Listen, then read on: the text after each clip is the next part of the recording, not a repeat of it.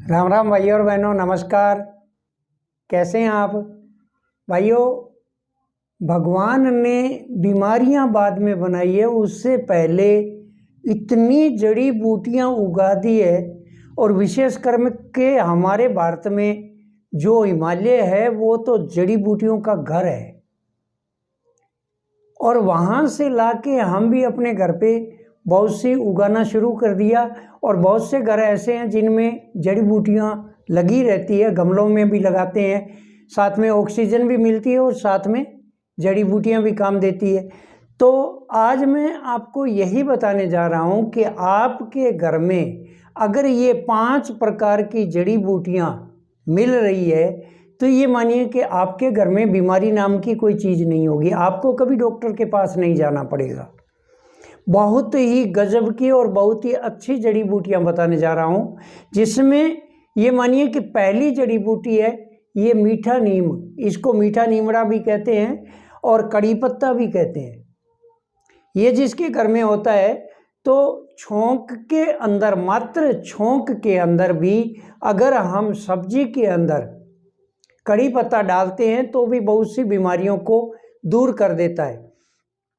ये शुगर को जड़ से ख़त्म करने वाली चीज़ है, कड़ी पत्ता है। इसके आप सुबह उठते 5 पत्ते आप खा लीजिए और देखिए शुगर आपकी डाउन आएगी। आपके अगर एनीमिया है तो एनीमिया को ये ख़त्म करेगा। अगर चेहरे के ऊपर कील मुहासे हैं, दाग धब्बे हैं, उनको भी ये ठीक करेगा। तो ये कड़ी पत्ता बहुत अच्छी चीज़ है, हार्ट के लिए बहुत अच्छी चीज़ है ये कड़ी पत्ता। तो आपके घर में कम से कम कड़ी पत्ता लगा होना चाहिए ताकि आपको कहीं भटकना ना पड़े। तो पहली जड़ी बूटी है कड़ी पत्ता, जो आपके घर में बहुत ज़रूरी है। दूसरी बेल पत्र जो होता है, बेल पत्र जो शिव जी के ऊपर चढ़ाया जाता है, शिव जी का बहुत ही प्रिय चीज़ है और हम शिव जी के ऊपर सोमवार के दिन चढ़ाते हैं। इसके पत्ते काम के हैं, इसके फल काम के हैं। इसके पत्तों का अगर चूर्ण बनाकर अगर 2-2 ग्राम ही लिया जाए तो आपकी शुगर जो है डाउन आ जाएगी। और इसको अगर ज़्यादा ले लिया तो बहुत ज़्यादा डाउन आ जाती है, फिर भाग के चीनी खाने को ज़रूरी हो जाता है ताकि शुगर वापस अप हो सके। तो शुगर बहुत जल्दी ये ठीक करता है। ये आपके बीपी को कंट्रोल करता है, हार्ट के लिए बहुत अच्छी चीज़ है, बीपी को कंट्रोल करता है। आपके अगर पेट में कीड़े हैं तो इसका जूस बना के पियो या इसके फल का गूदा खाओ। देखो पेट के कीड़े चाहे 1-1 फुट लंबे हैं, दूसरे दिन मर के बाहर आ जाएंगे।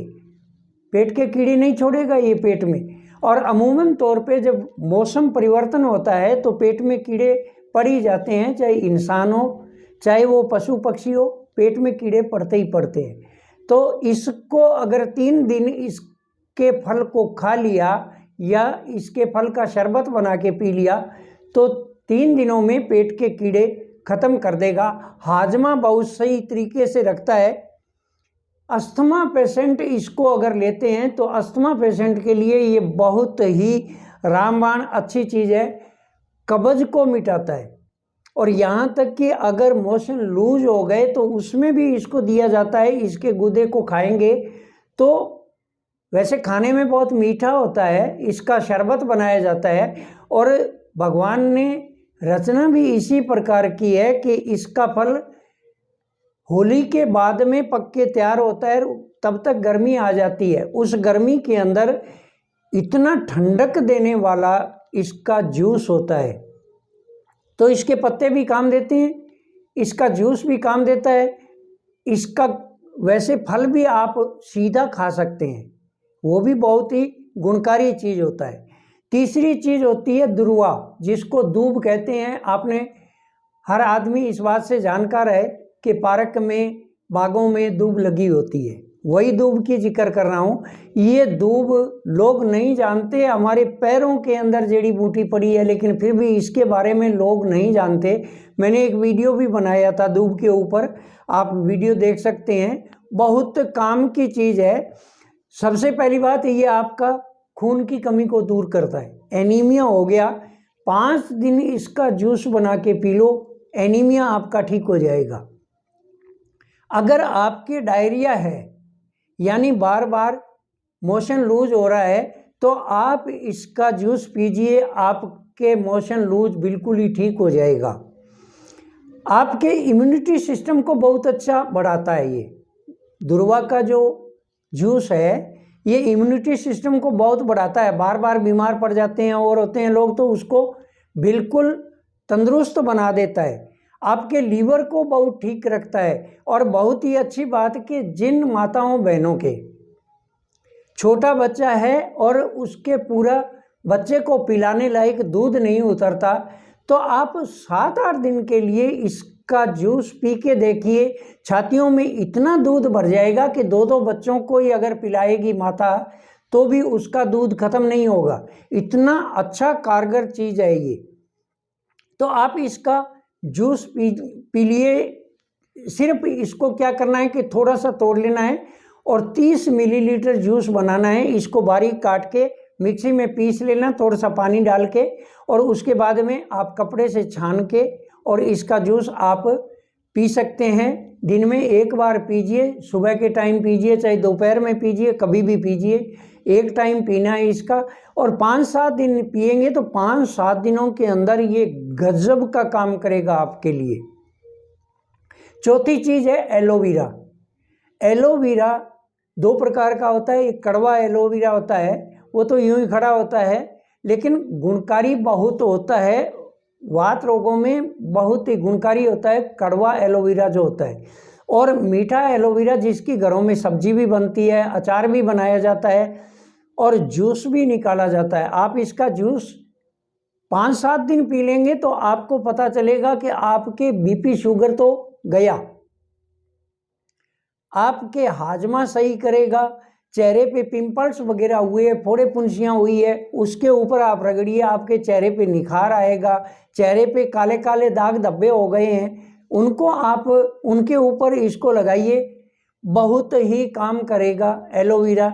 और अकेला एलोवेरा, ये नहीं है कि इसके अंदर कुछ और मिलाया जाए। अगर और मिला ली चीज़ें तो बहुत ही ये गुणकारी बन जाता है। बाकी अकेला भी खूब काम करता है। अब रहा 5वीं जड़ी बूटी, जो घर के अंदर जगह भी नहीं घेरती, ये सब गमलों में लगने वाली चीज़ें हैं। 5वीं है सदाबहार।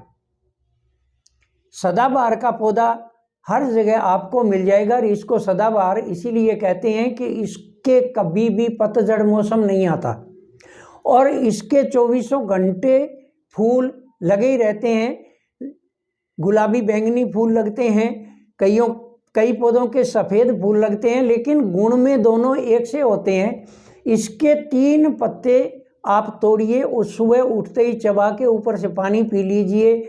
आपकी शुगर में बहुत अच्छा काम करेगा, आपके हार्ट को मजबूत रखेगा। अगर बीपी हाई हो रहा है तो उसमें भी आप लीजिए, सही करेगा। आपके लीवर को बहुत अच्छा ये लाभ देगा।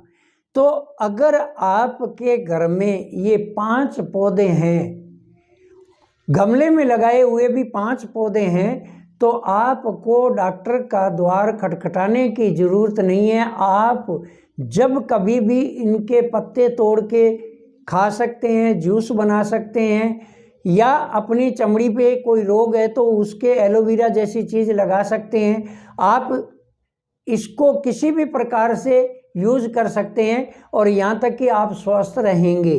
और मेरी भी यही कामना है कि आप हमेशा स्वस्थ रहें।